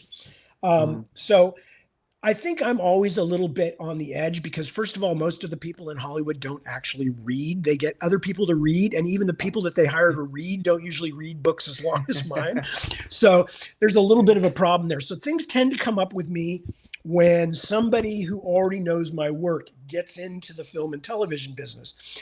And then it all looks very exciting for a little while, and then everything blows up or falls apart or just wheezes and tips over and dies, which is mostly what's happened. There are some things going on. There is an Otherland thing. We're still waiting on that. That has been beset by problems for years because of COVID and other things that happened when we were first starting it. And there are some other things that are at least possibilities. We've got somebody actually who's working on something, which I hope will turn into something, but I can't really talk about yet because I don't want to scare off anybody and make them go, oh, Christ, what is he doing? He's talking about it, these things are always, there's, the song Taxman by the Beatles, the George Harrison song. Yep. And there's a lyric in it about, there's one for you, 19 for me, which was about the 95% tax on artists in England in the 1960s. But for me, that has become my mantra, which is that, like, for every one thing that turns into something good, on these kinds of approaches that there's like 19 of them, 19 out of 20 don't. They just fall apart. But the problem is nobody tells you which one of those it's going to be when it starts. So every single thing that comes in that looks even halfway possible, you have to do your due diligence. And if you're me, you wind up writing synopses, or you write, promo documents or sales documents for them, or, you consult with people or whatever. And then when it doesn't work out to be something and there's been more ways that things have not worked out than I could even begin to tell you. Some things about politics, some things just about changing economy, COVID, you name it. But because there are so many ways for things to go wrong, but you can't tell it ahead of time, you have to do the due diligence on everything. So at a certain point, I have become not cynical. That's not the right thing. I'm not cynical, but I am also, it's like I tend to go, how much do I have to do to have done my due diligence? How much do I have to contribute that sincerely that they will see that I would be available if anything happens? But on the other hand, I'm not going to put the novel I'm working on aside for a month every time somebody says, oh, I'm really interested in the rights to this, or is that available, or whatever. So I'm very much at that stage of my life now where if something happens, great.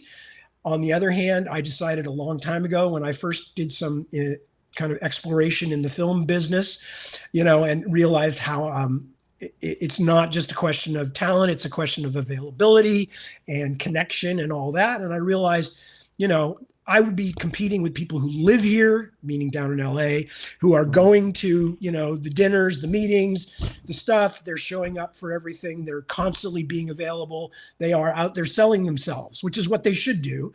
And I actually have a day job that I really like.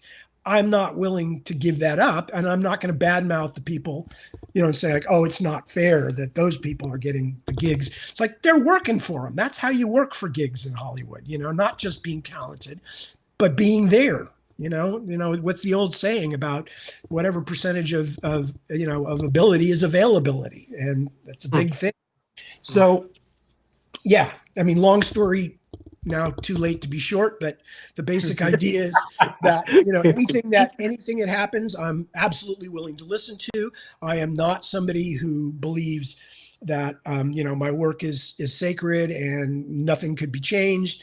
I do think TV would be better because I like the longer forms and I like to be able to develop things. One of the reasons an early Otherland adaptation fell apart was, again, some people who really liked the work wound up at Warner Brothers and convinced their boss to option the book. And I went down to meet with them. And the first thing they said to me very shamefacedly, this was all 4 of the Otherland books they'd optioned. And the first thing they said very shamefacedly is, the management says it has to be one movie.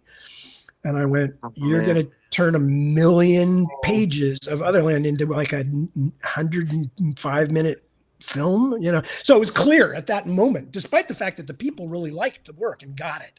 But it was really clear at that moment that nothing was going to happen.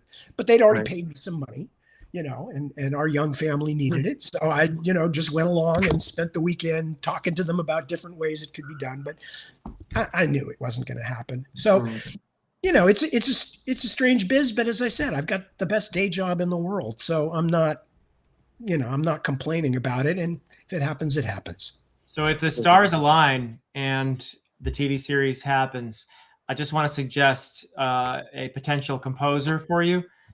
Nikhil here. Beautiful, brilliant composer. If you have any say in it, check out his work. He's written for The Wheel of Time. He's done compositions for a lot of fantasy authors. Just great. I think you should look into it if it happens. I will. Nikhil, PL has my information. Would you send me a place I can go and listen to some of your stuff? Oh yeah, absolutely. I'd be happy to. Yeah, he's the real deal. He's the real deal. Oh, thanks. I don't doubt it, and I'm always interested. I have a semi background in music myself, so I'm always very interested. But also, people are always saying to me, "Well, if something happened, blah blah blah, who would you like?" And I always have to go like, I don't really know that many people in the field right now. Sure. So, please pass it to me through PL. PL, you're amazing. Yeah. PL, we can't hear you. PL. You're muted.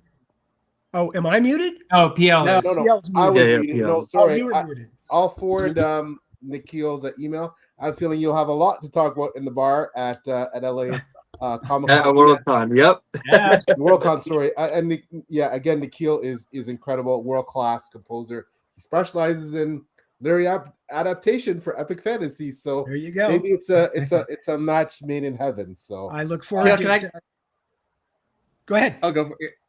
Oh Yeah. no, I was just trying to butt in with more questions because I don't know if I'll ever get to speak with you again. but I Not if know you keep interrupting. I know you're talking about moving away from reading science fiction and fantasy once you started publishing it. But I'm curious, in the last 20 years, 10 years, some more recent science fiction or fantasy, if there's anything that has really kind of helped you sink back into stories like you were younger, or if it's more literary fiction. But I'd be curious what books or series in more recent years have really just taken Sure. you away to that special place. Yeah, well, I can name. I mean, none of them are super new, except for one of them. One of the more recent books that I read that I really liked was "The Failures" by. Sorry, Benjamin Lyer. Yeah. by Benjamin Lyer. Yeah, thank you. I really enjoyed that. I thought it had it was partially because there was a lot of originality, but part of it is also just extremely atmospheric. I love the atmosphere of it. There's a lot of really good writers out there that I read, but don't read in a really determined way. Not because I don't think everything they write would probably be something I'd enjoy, but because I read so many other kinds of things, especially nonfiction. But China Miéville, I've always really liked, and my friend Michael Marshall Smith, who's a really good writer, wrote Only Forward and some other great books. And there's a ton of good people out there.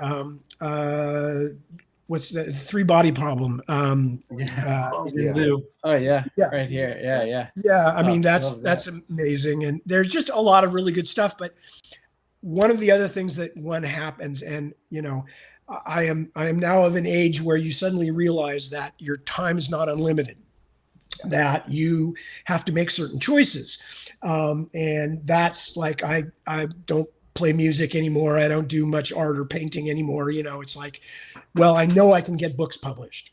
And I have a lot of stuff I still want to write. So I'm going to concentrate on that. And in a similar sense, I feel like what I want to do is keep my catchment basin as wide as possible for influence. But also, as I said, there's just a huge amount, because of the kind of sort of hard fantasy that I like to write. There's a huge amount of nonfiction and research stuff I'm reading. That's probably about 60-70% of what I read. And then when you throw in, the crime fiction I still like, and the mainstream fiction that I still like, and the old stuff that I love and like to go back to every 25 years or so, I just pulled out some Zelazny and stuff like that. There's a lot of competition, basically a lot of competition.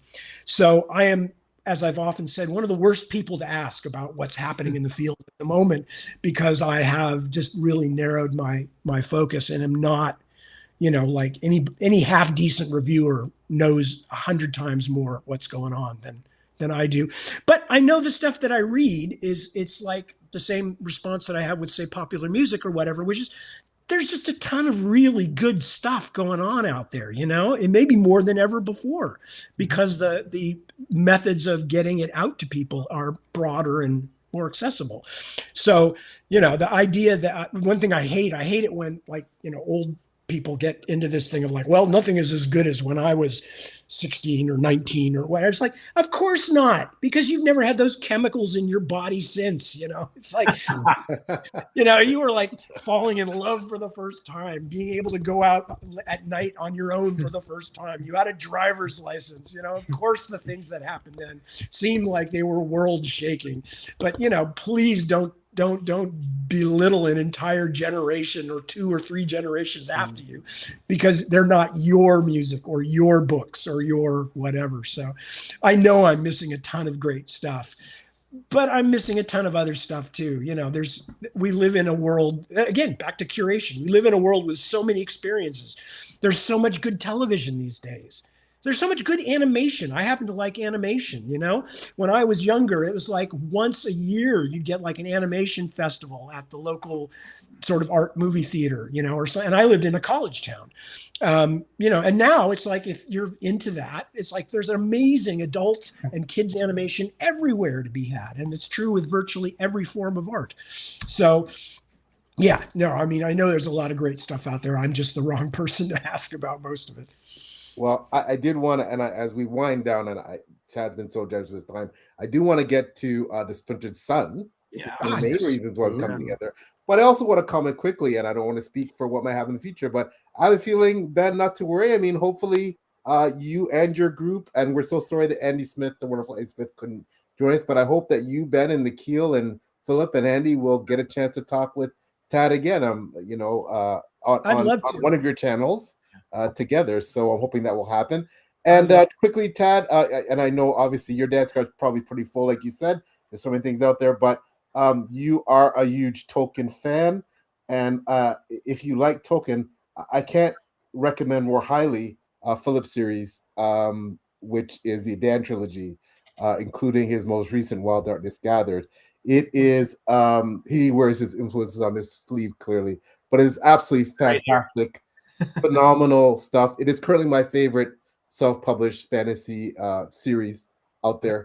So if you like Tolkien, you may want to check out Philip's series. I think Philip has been very polite while I was babbling on about Tolkien, never once saying, "God, you're full of crap." So I really appreciate that. That was very kind of you, and I look forward to seeing what you're doing. So, thank you, PL, and yeah, I'd be thrilled.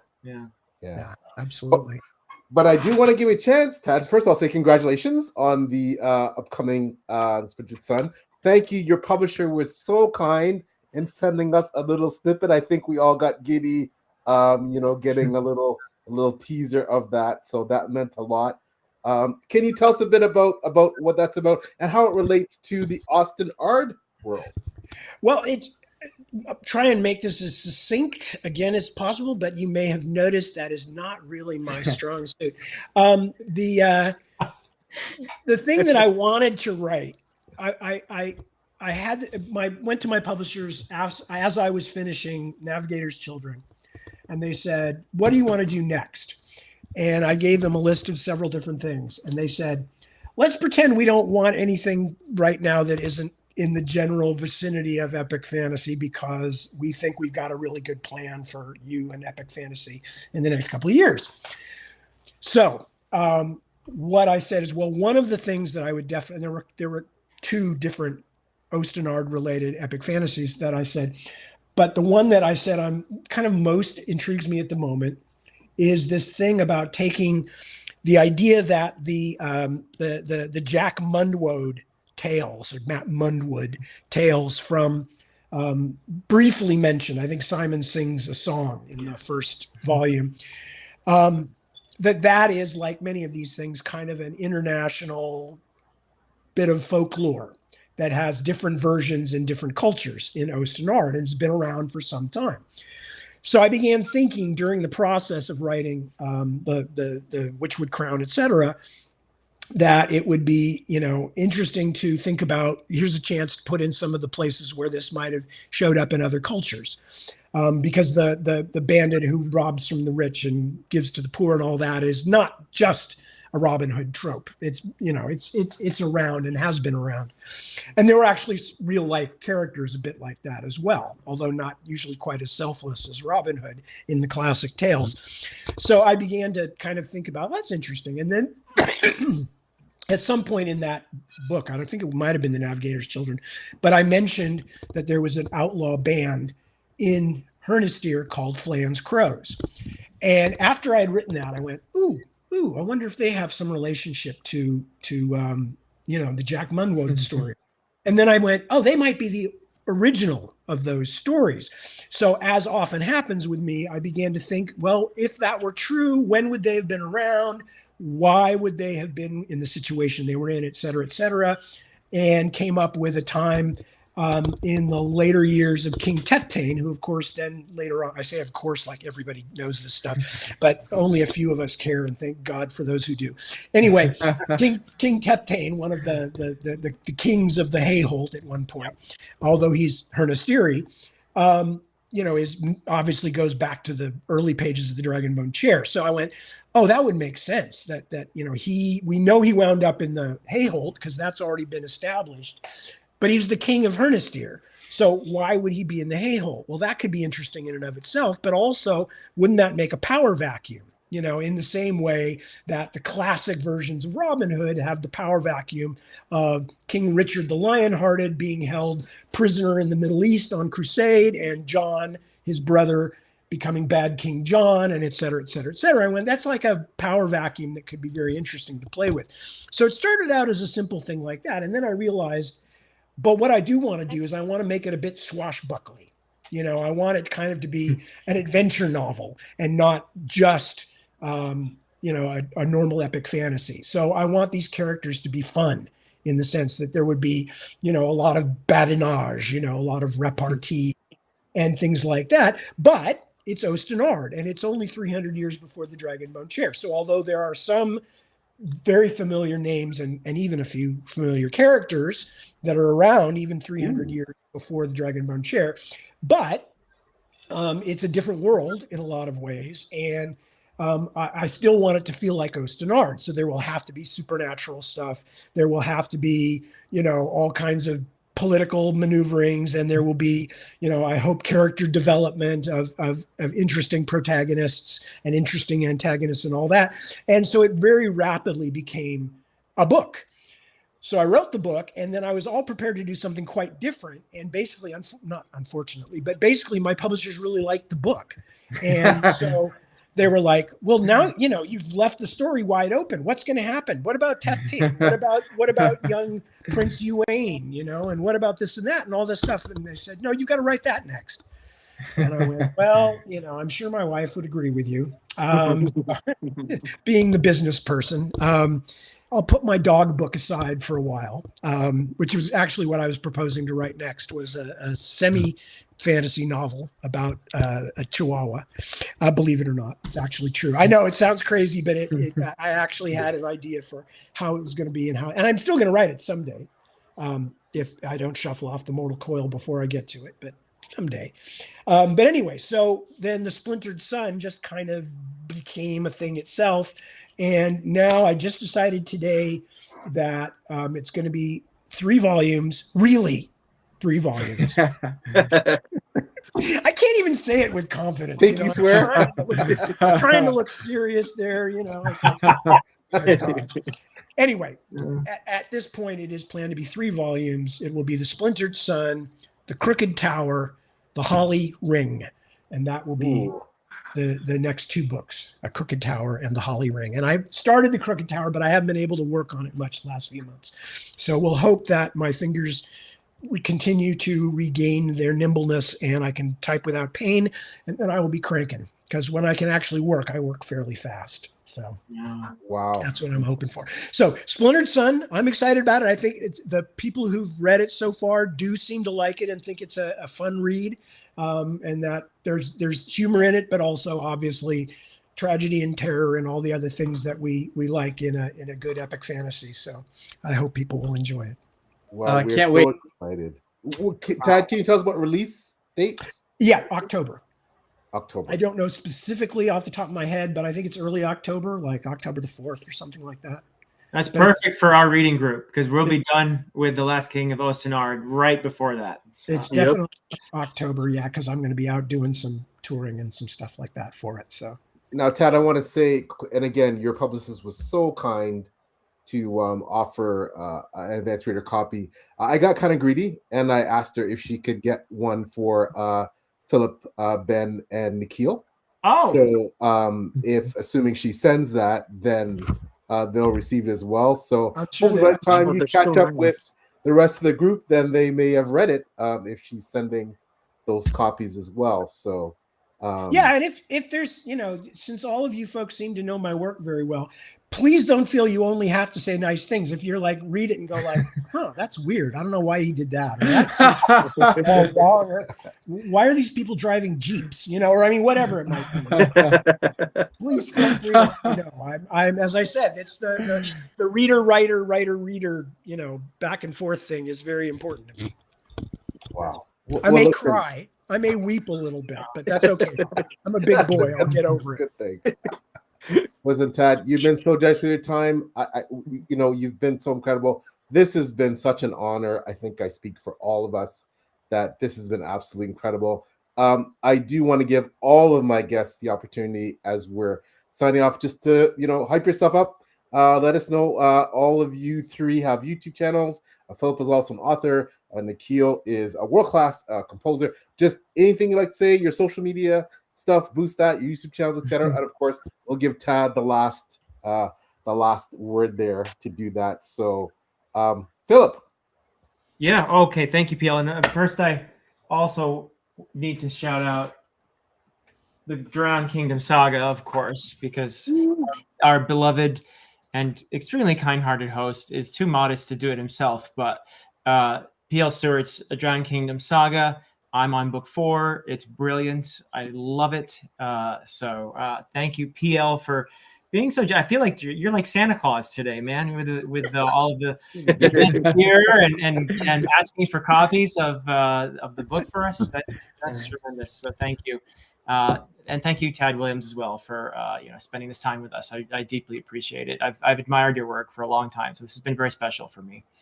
But yes, I'm Philip Chase, and I have a YouTube channel where the whole premise is to explore fantasy in a way that honors that a lot of fantasy is worthy of critical exploration, including, of course, your books, Tad. So, and I'm honored to do that along with wonderful people like PL and Ben and Nikhil. It's a joy to me to be able to explore the genre and talk about books with people. And so this has been really great. So thank you all. Nikhil.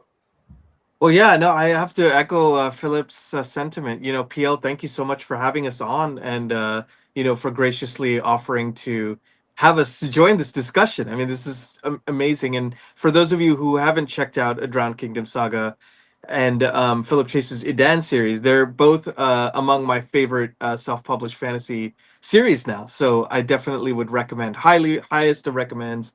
And Tad, thanks so much for being so generous with your time too. It's very rare, I find, that you can read a series, love it, and then read a sequel series and love it even more. So it's really a treat to talk with you. And for those of you who want to connect with me, like I mentioned, I'm a composer for books and their adaptations. Really, just because it's an excuse to go, oh, I'm going to be working on this show. I guess I got to read the whole 10-book series now. Oh shucks, And so you can connect my with arm. Yeah, twist my arm, why don't you? You can connect with me on my socials at Nikhil K Music or my booktube channel, which is Shelf Esteem, because I can never avoid a good pun. So that is awesome. Ben. Oh, thank you, PL. Thank you for inviting me and for having us on, and also for Tad for coming on and giving us your time. It's a thrill. Honestly, this is why I created a booktube channel, is just to share my passion for reading and with have book chats and meet authors and so I wouldn't be doing this hobby isolated all alone over here. But I just want to thank you so much for, much of the last 2 years of my life I've spent with your words, reading through all of these thousands and thousands of pages, literal weeks of my life I've spent with your storytelling voice in my ear and reading your words off the page, and it's just been so special and just such a memorable journey. And I still am excited for all the many thousands of other pages of your series that I haven't gotten to yet that I'll be able to dig into. But if you're watching and want to go into deep dives in any of the Last King of Osten Ard books, you can check out my channel and Nikhil's channel, Philip's channel. I had a chat with everyone here on the Witchwood Crown, and you can find our other book chats in all our different channels. But I just love those book deep dives. It brings me back to kind of college when we'd sit around and talk about books in class, or outside of class, and it's something I'm really cherishing now as an adult, just having this community here.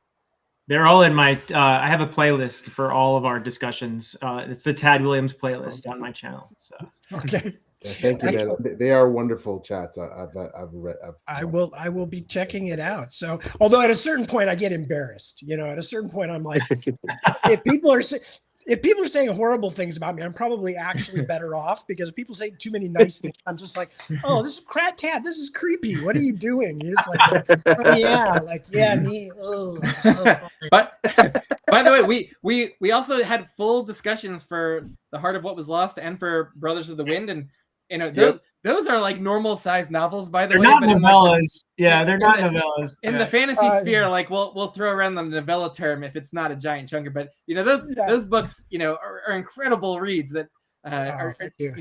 So we did deep dives into those too, and I'd love to hear what you have to say about them too, because they were very odd and interesting projects, both of them. But I won't make you tell me right now, since we're all saying goodbye. But so I too want to thank you, PL, for putting everything together, and Nikhil, Ben, Philip, all of you. It was a great pleasure spending time with you. I love readers. I am a reader. Even if I don't read as many different kinds of things as I used to, I still am absolutely a reader, and that is what formed me, and that is what made me a writer. So it's always a huge pleasure to sit around with other readers, and readers who like what I do. I mean, wow, that's even better. So thank you so much for having me. It's a great pleasure. I'd love to do it again sometime in any order or in any orientation or whatever. That would all be grand. And thank you for having me and for being so nice to me. Thank you so much, Pat. And where can we find you on social media? At the moment, someone doesn't know. At the moment, I've got a regular page on Facebook and another page at Facebook. I keep trying to get somebody to do like Instagram for me or something, or TikTok, because I don't have time myself, but that hasn't happened yet. Deborah is rather active still on Twitter. We still call it that, but she doesn't really like it much, but she still has a lot of people to communicate with over there. And she's also on Facebook. And if I had any sense, I would be doing a lot more social media, but honestly, I'd rather be working. And I spent the first 10 years of social media putting out a huge amount of energy. And then later on, having all kinds of like arguments all the time, political arguments and stuff. And, as I said, at a certain point, you realize I have to start narrowing my focus if I'm going to get some things done. So I'm primarily on Facebook, just to have a place to kind of meet people and do my readings and stuff like that. So anyway, so you shouldn't even get me started on these things. I'm going to leave it at that. Thank you. It was a great pleasure. And I hope to see you all again somewhere soon, either on the internet or in real life. So, well, thank you so much again, Tad. Thank you for giving us these brilliant books that have brought us so much joy. And again, you are iconic. I've mentioned this before. People say don't meet your heroes, but having met you virtually, and having met wonderful authors like yourself, of all kinds of levels of audience, and you certainly have quite a wide audience. You're amazing, and you're an even more incredible gentleman than you are a brilliant author, and that's saying a lot. So thank you. Quickly, for everyone in the chat, I'm so sorry that we didn't get to all.